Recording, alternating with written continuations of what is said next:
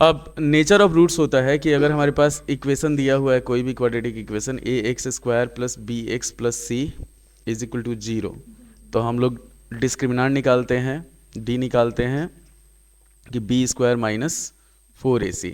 Nature of roots में क्या होता है, यहीं तक रुक जाया जाता है। तो जब हम लोग डी निकाल लेंगे ना, तो इसमें क्या होगा, तीन केस होता है हमारे पास कि अगर if D is equal to zero then क्या होगा, alpha is equal to beta होगा। Alpha is equal to beta का मतलब roots are real and equal, मतलब रूट्स जो होता है रियल एंड इक्वल होता है। अगर दूसरा केस हो जाता है कि अगर हमारे पास d is greater than zero, if d is greater than zero मतलब पॉजिटिव हो, जीरो से ज़्यादा हो, then alpha is not equal to beta, मतलब roots are real and unequal. ये हो जाता है हमारे पास रियल एंड अनइक्वल, ठीक। और थर्ड होता है हमारे पास कि अगर if d is less than zero मतलब माइनस में हो, तो रूट्स सर मतलब इसमें था आपका पेन। रूट जो होता है वो पॉसिबल होता ही नहीं है। मतलब क्या होगा, alpha and beta are not real, are not real. तो वही इसी चीज़ को कहा जाता है हमारे पास नेचर ऑफ रूट्स। इसके बाद वाला जो स्टेप होता है वो हम लोग जो क्वाड्रेटिक फार्मूला से निकालते हैं ना रूट, वो चीज़ होता है। तो यहाँ पे हम लोग क्या करते हैं कि इसमें हमारे पास क्वेश्चन जो देगा, सबसे पहले एक सिंपल क्वेश्चन लेके चलते हैं हम लोग कि जैसे मान लीजिए हमारे पास दे दिया 12x² minus 4√15x plus 5 is equal to zero. हम लोग को इसका बताना है नेचर ऑफ रूट्स बताना है, ठीक ना। तो नेचर ऑफ रूट्स में क्या हो जाएगा हमारे पास, यहाँ पे a हो गया 12, b हो गया हमारे पास 4√15 और c हो गया 5, ठीक। तो d हम लोग निकालेंगे, d क्या होता है, b स्क्वायर माइनस 4ac होता है। अब 4√15 का स्क्वायर माइनस 4 इंटू 12 इंटू 5। तो अगर इसको हम लोग करते हैं तो 16 इंटू 15 माइनस ये हो जाएगा 240। तो इसको अगर हम लोग गुना करते हैं तो गुना करेंगे तो 16×5 = 80, ये भी 240 हो जाएगा और ये भी 240 हो जाएगा, जो सम हुआ वो जीरो आया। तो यहाँ पे क्या होगा, alpha is equal to beta हो जाएगा, मतलब roots are real and equal हो जाता है। तो इसी चीज़ को हम लोग यूज करके, अब इतना आसान था क्वेश्चन देगा नहीं, तो इसी चीज़ को हम लोग यूज करके क्या करते हैं, जो बाकी सब जो देता है उसको हम लोग निकालते हैं।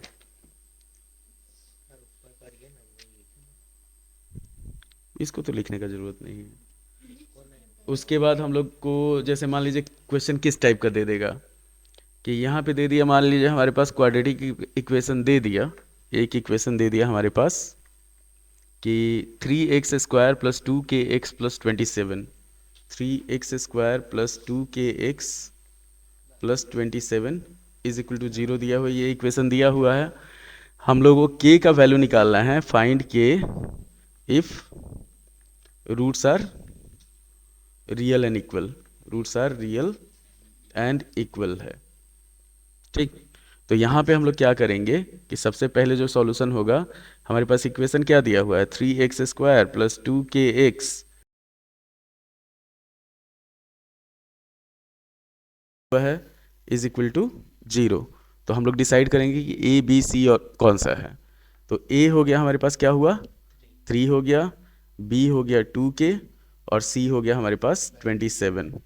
तो हम लोग क्या करेंगे इसमें कि यहाँ पे दिया हुआ है here roots are real and equal, real and equal दिया हुआ है। तो hence d is equal to zero. और ये इस टाइप का क्वेश्चन 2 और 3 नंबर दोनों में आता है, ठीक ना। आसान रहेगा तो 2 नंबर में डाल देगा, नहीं तो 3 नंबर। अच्छा है, कभी कभी क्या करेगा, केस बेस्ड जो होता है, केस बेस्ड में क्या करेगा, तुमको इक्वेशन का वो दे देगा, वर्ड प्रॉब्लम दे दिया, तुम उसका इक्वेशन बनाओ और पूछ पूछ पूछ देगा कि ये पॉसिबल है कि नहीं है। तो वो हम लोग चेक करेंगे, इस पे डी निकाल के उसके बाद चेक किया जाएगा। तो यहाँ पे डी बराबर जीरो हो गया, तो डी का वैल्यू कितना होता है, b square minus 4ac is equal to zero. तो हम लोग वैल्यू डालेंगे, बी का कितना है 2k है, तो 2k का square minus 4 into 3 into 27 is equal to zero. अब हमारे पास हो जाएगा, थोड़ा सा दिमाग लगाया जाएगा, तो यहाँ पे हो गया 4k² और इस चीज़ को इधर लेके चल जाएंगे, तो 4 × 3 × 27 हो गया, माइनस है तो प्लस हो गया, 4 से 4 इधर ख़त्म, k² हमारे पास 81 हुआ, और k का वैल्यू क्या हो जाएगा, √81। तो √81 को तुम लोग 10th में है, तो 81 का रूट कितना होगा, +-9 होगा, मतलब हम लोग 9/10 में जो होता है हम लोग रूट निकालते हैं ना, तो उसको प्लस माइनस जो भी लिखा जाता है, तो ये हो जाएगा हमारे पास k का वैल्यू +-9। अगर मान लो इस केस में बोल दिया कि find the positive value of k, positive value क्या हुआ, 9 हो गया, अब find the value of k, तो +-9 हम लोग अपने तरफ से पूरा लिख दिया जाएगा। तो ये हो गया हमारे पास, इस तरीके से इसको निकाला जाएगा नेचर ऑफ रूट्स का, और उसके बाद कुछ नहीं करना है, बस यहीं तक तुमको k का वैल्यू फाइंड करना था, वो हो गया। अब अगर क्वेश्चन का लेवल बढ़ा देता है, जैसे इसमें कंफ्यूज हो जाता है बच्चा सब, हमारे पास रूट दे देगा कि kx, हाँ दे दिया हमारे पास, इक्वेशन दे दिया kx इंटू x माइनस 2√5 +10 = 0, +10 = 0, और यहाँ पे दे दिया है roots are real and equal, तो हम लोग को दे दिया फाइंड के। ठीक, क्वेश्चन इस तरह से दे देगा। तो यहाँ पे हम लोग क्या करेंगे, पहले हमारे पास जो इक्वेशन रहेगा इसको सॉल्व करेंगे इस ढंग से। तो अगर हमारे पास दिया हुआ है कि kx इंटू x माइनस 2√5 +10 = 0, तो पहले तो इसको इक्वेशन बनाएंगे हम लोग, kx² माइनस 2√5 kx +10, हाँ दोनों में ना मल्टीप्लाई होगा, ये हो गया। तो a हो गया हमारे पास k, b हो गया हमारे पास, साइन साथ ही लिया जाता है तो -2√5k, और c हो गया हमारे पास 10। ठीक, अब इसमें क्या होगा, हाँ दिया हुआ है हमारे पास कि roots are real and equal, तो यहाँ लिख देंगे here roots are real and equal, तो हेंस सेम प्रोसेस d = 0। अच्छा, हमारे पास यहाँ पे हम लोग क्या कर रहे हैं कि एक ही टाइप का क्वेश्चन है, अलग अलग है, तो हम लोग d का फॉर्मूला नहीं लिख रहे हैं। तुम्हारे पास क्या होगा, बोर्ड में एक ही क्वेश्चन होगा, तो वहाँ पे जितना फॉर्मूला नीडेड होगा वो फॉर्मूला लिखना आवश्यक है, बुझा? हाँ लिखना पड़ेगा, क्वेश्चन एक गो रहेगा, तो उसमें क्या तुम किताब थोड़े बना रहा है।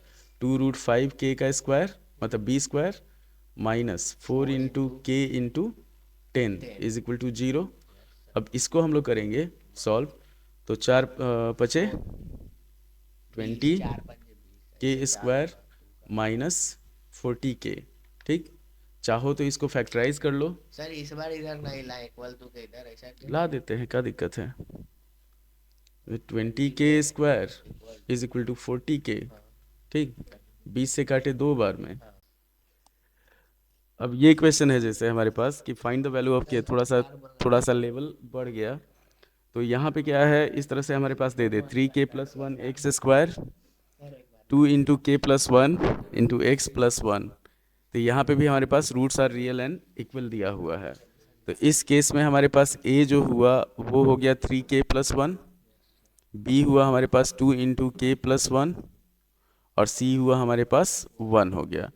तो इस केस में क्या होगा, गिवन है हमारे पास कि अल्फा = बीटा, तो हेंस d = 0। ठीक, तो ये हो जाएगा हमारे पास b² माइनस 4ac = 0, तो 2 × k + 1 का स्क्वायर माइनस 4 × 3k + 1 × 1 = 0। अब इसको जो हम लोग सॉल्व करेंगे, तो यहाँ पे क्या होगा हमारे पास, 2 का स्क्वायर कितना होता है 4, और k + 1 का स्क्वायर हो जाएगा k² + 2k + 1, और इसको इधर ला लेंगे हम लोग 4 × 3k + 1। यहाँ पे हम लोग को फैक्टराइज, इस केस में ये b² माइनस 4ac, हाँ तो a + b का होल स्क्वायर पे किए, 4 से 4 खत्म, अब यहाँ पे हम लोग सॉल्व करेंगे तो k square plus 2k plus 1 is equal to 3k plus 1 हुआ, तो 1 से 1 खत्म, के स्क्वायर इज इक्वल टू हमारे पास 3 में से 2 जाएगा, कितना बचेगा? एक 1 बचेगा, तो के हो गया। आप अब यहाँ पे स्क्वायर खत्म ये, तो के का वैल्यू जो हुआ वो 1 हो गया। ये चीज़ ध्यान रखना है। तो कितना भी टफ क्वेश्चन रहे, दिमाग शांत रख के उसको स्टेप बाय स्टेप चलेंगे, आराम से होते जाएगा। अब अब एक टाइप का क्वेश्चन हमारे पास दे देता है कि मान लो एक इक्वेशन का रूट दे दिया, ठीक। अब इस क्वेश्चन में हम लोग देखने जा रहे हैं कि जैसे हमारे पास यहाँ पे है, पहले हम लोग को क्या करना है, के का वैल्यू निकालना है। तो यहाँ पे हम लोग लेके चलते हैं कि लिख देते हैं, हमारे पास इक्वेशन दे दिया है x square minus x plus k is equal to 0। ये सॉल्यूशन हो गया। लिखेंगे हम लोग 3 is the root of the equation, root of the equation. तो इसमें क्या होगा, हमारे पास 3 का वैल्यू x के जगह पे डाल देंगे, तो 3 square minus 3 plus k is equal to 0 हो जाएगा। अब ये होगा हमारे पास 9 minus 3 plus k is equal to 0। तो k का जो वैल्यू होगा, इससे हम लोग सॉल्व करेंगे तो -6 हो जाएगा। अब इस -6 के वैल्यू को सेकेंड वाले k में हम लोग डालते हैं। जो सेकेंड इक्वेशन हमारे पास दिया हुआ है, यहाँ लिखेंगे कि नाउ वी हैव, हमारे पास हो गया एक्स स्क्वायर, अब प्लस के है तो यहाँ पे -6, ब्रैकेट में 2x माइनस 6 प्लस 2 और प्लस p हो गया इज इक्वल टू 0। तो पहले तो ये इक्वेशन हम लोग को निकालना पड़ेगा। तो जो इक्वेशन हम लोग निकालेंगे, ये हो जाएगा हमारे पास एक्स स्क्वायर माइनस 12x और ये -4 आएगा। तो -4 को अगर हम लोग -6 से मल्टीप्लाई करेंगे तो कितना आ जाएगा, -24 plus p is equal to 0, ठीक। तो हमारे पास यहाँ पे alpha is equal to beta, तो hence d is equal to 0। देखो यहाँ पे जो आएगा -6 प्लस 2 कितना होगा, -4 होगा। अब बाहर -6 है, तो -6 इंटू -4 क्या हो जाएगा, +24 हो जाएगा। अब यहाँ पे a क्या हुआ हमारे पास, a हो गया 1, b हो गया -12 और c हो गया हमारे पास 24 प्लस p, बुझा, 24 प्लस p। तो d का जो वैल्यू हुआ 0 हुआ, तो b स्क्वायर माइनस 4ac होगा, तो -12 का square -4 into 1 into 24 plus p is equal to 0 हो जाएगा। बुझाया कि नहीं? नहीं नहीं बुझाया। देखो इस इक्वेशन में क्या हुआ, एक्स स्क्वायर के साथ 1 हो गया, चुप, एक्स स्क्वायर के साथ 1 हुआ, एक्स के साथ -12 हुआ, तो वो -12 हो गया हमारे पास b, और c हो गया हमारे पास, ये पूरा c ले लिया जाएगा, x के अलावा जो भी रहेगा ये पूरा c हो जाएगा। तो b स्क्वायर -4ac हुआ। अब यहाँ पे जो कैसे आया ये हम बताइए देते हैं कि जैसे मान लो -6 इंटू 2x -4 करोगे, अगर इसको गुना करोगे तो -12x माइनस माइनस प्लस 6 चौका 24 हो जाएगा। तो यही चीज़ यहाँ पे आया है। अब इसको हम लोग सॉल्व करते हैं, तो 12 का स्क्वायर कितना हो जाएगा, 144 हो जाएगा। 4 एकम किया हुआ 4 हुआ, और 24 plus p is equal to 0। तो ये हो जाएगा हमारे पास, एक तरफ कर लेंगे तो 144 is equal to 4 into 24 plus p हो गया। 4 से 144 को काटेंगे तो 36 बार में। अब हमारे पास आया 24 plus p is equal to 36। तो p का वैल्यू कितना हो जाएगा, 36 माइनस 24, ये हो जाएगा हमारे पास 12। बुझा? तो सीधा पहले हम लोग उसमें रूट के वैल्यू से k निकाले, और उसके बाद क्या हुआ, k का वैल्यू डाल के हम लोग p का वैल्यू निकाले हैं। p के वैल्यू के लिए सिचुएशन दिया हुआ है हमारे पास कि alpha is equal to beta है, इसलिए। अब एक क्वेश्चन हम लोग देखते हैं कि जैसे मान लो हमारे पास दे दिए, ये क्वेश्चन आता है, इतना ध्यान रखना, हमारे पास क्वाड्रेटिक इक्वेशन दे दिया है कि 1 plus m square into x square, फिर दिया +2mcx और फिर दे दिया +c² - a² is equal to 0। ये इक्वेशन दिया हुआ है। इसमें हमारे पास दे दिया कि alpha is equal to beta, मतलब इसका जो रूट है वो इक्वल है, इक्वल रूट्स। तो हम लोग को प्रूव करना है इसमें, to prove c² is equal to a² bracket में 1 + m²। ये क्वेश्चन आ सकता है, ठीक ना, इतना ध्यान रखना है। चाहे क्वेश्चन आएगा तो इसी टाइप का आ सकता है। तो ये क्वेश्चन कितना नंबर में देगा, 3 या 4 नंबर में। अब हम लोग बढ़ते हैं इसमें, इसको सॉल्व करते हैं। तो पहले हम लोग क्या करते हैं, इक्वेशन लिख लेते हैं कि we have 1 + m² into x² plus 2mcx plus c² - a² is equal to 0। यहाँ पे ध्यान दो, ये a हुआ, b हुआ और c हो गया, ठीक। तो यहाँ पे लिखेंगे here alpha is equal to beta है, तो d का वैल्यू कितना हो जाएगा, 0 हो जाएगा। अगर अल्फ़ा बराबर बीटा होता है तो d का वैल्यू 0 होता है। तो इसमें हम लोग क्या करेंगे, वैल्यू पुट करेंगे। b² - 4ac होता है, d का जो वैल्यू होता है वो होता है हमारे पास b² - 4ac। अब यहाँ पे हम लोग लेंगे तो 2mc का स्क्वायर माइनस 4 इंटू 1 + m² और into c² - a² is equal to 0। तो ये हो जाएगा हमारे पास 4m² c²। इस वाले चीज़ को क्या करेंगे, हम लोग इधर ला लेंगे, इक्वल टू के इधर। तो ये हो गया 4 1 + m² और c² - a²। तो इसको इधर इसलिए लाए कि ये 4 हम लोग गायब कर सकें, मल्टीप्लाई हमारा आसान हो जाए। तो ये हो जाएगा हमारे पास यहाँ पे m² c²।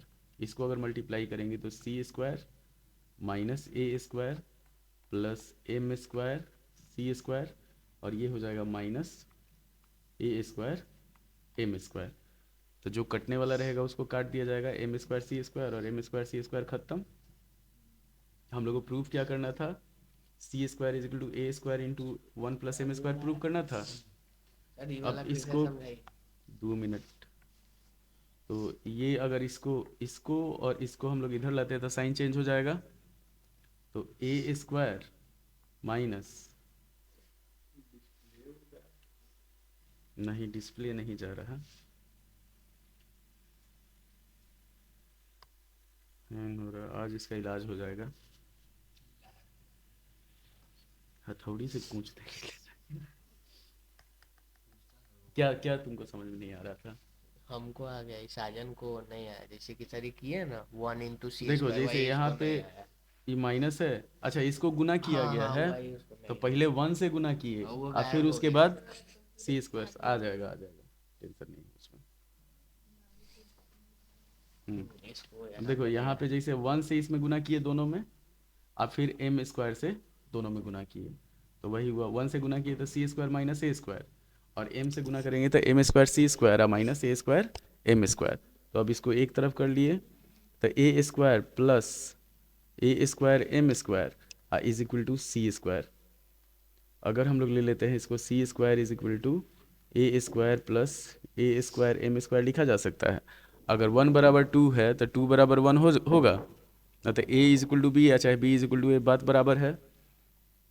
अब कॉमन ले लो, प्रूव हो गया हमारे पास c² इज इक्वल टू, यहाँ पे a² कॉमन ले लिए 1 + m², प्रूव्ड। बुझाया? अब जैसे ये दे दिया हमारे पास, ये क्वेश्चन है, तो इस केस में क्या हो जाएगा, हम लोग पहले इक्वेशन लिखेंगे कि हमारे पास इक्वेशन है a² plus b² into x² minus 2 into ac plus bd into x plus c² plus d²। ये सब दिया हुआ है हमारे पास और दे दिया है कि alpha is equal to beta. तो इस केस में हम लोग को ध्यान रखना है कि ये वाला a हो गया, ये वाला b हो गया और ये c हुआ। तो alpha is equal to beta होता है, तो क्या होता है कि देन हाँ b square minus 4ac is equal to 0 हो जाएगा। तो अब इसका वैल्यू हम लोग पुट कर देंगे, तो -2 का स्क्वायर कितना हो जाएगा, 4 हो जाएगा, into A C plus B D का स्क्वायर और -4 into A square plus B square, और इधर हो जाएगा C square plus D square is equal to 0। Simple हम लोग लेके चलेंगे कि एक तरफ कर देंगे, तो 4 इंटू इसका स्क्वायर करेंगे हम लोग तो आ जाएगा A square C square plus B square D square और प्लस 2ab सी डी, ठीक। और यहाँ पे हो जाएगा इज इक्वल टू 4 इंटू, अगर इसको करते हैं तो A square C square plus A square D square plus B square C square और plus B square D square हो जाएगा। तो 4 से 4 खत्म, अब बचेगा हमारे पास A square C square plus B square D square plus 2ab C D, ठीक। इधर हो गया हमारे पास ए स्क्वायर सी स्क्वायर और ए स्क्वायर डी स्क्वायर, फिर प्लस बी स्क्वायर सी square plus B square D square, तो जो कटने वाला रहेगा उसको काट दिया जाएगा, ये और ये खत्म, बी स्क्वायर डी स्क्वायर तो ये खत्म, बचा हमारे पास हमारे पास बच जाएगा 2ab C d is equal to a square D square और प्लस बी स्क्वायर सी स्क्वायर। तो इसको क्या करेंगे, इस साइड ला लेंगे, ये हो जाएगा हमारे पास A square D square plus B square C square और माइनस 2ab सी डी। तो ये हुआ हमारे पास A D minus B C का whole square is equal to 0। हाँ ए डी लिखा गया है, देखो ए स्क्वायर बी स्क्वायर और 2ab ना हो गया, तो A square plus B square minus 2ab 0 मतलब वो हो जाता है ए माइनस बी का होल स्क्वायर हो जाता है। तो हमारे पास हो जाएगा A D minus B C is equal to root under zero का मतलब क्या होता है 0, तो A D is equal to B C हो जाएगा। और यही हम लोग को प्रूव करना था। अरे देखो स्क्वायर है, स्क्वायर हटाएंगे तो क्या होगा, 0 का रूट होगा, तो 0 का रूट क्या होता है 0 होता है। अब हमारे पास A D minus B C is equal to 0 आया, तब बी सी को इधर इधर लेके जाएंगे, तो ये हो जाएगा। तो ये हमारा फाइनल क्वेश्चन था नेचर ऑफ रूट्स का। ये कंप्लीट वीडियो है नेचर ऑफ रूट्स के लिए, इससे ज़्यादा इधर उधर कुछ नहीं आएगा। तो उम्मीद है कि आपको वीडियो पसंद आया होगा, लाइक करें, शेयर करें, सब्सक्राइब करें। धन्यवाद।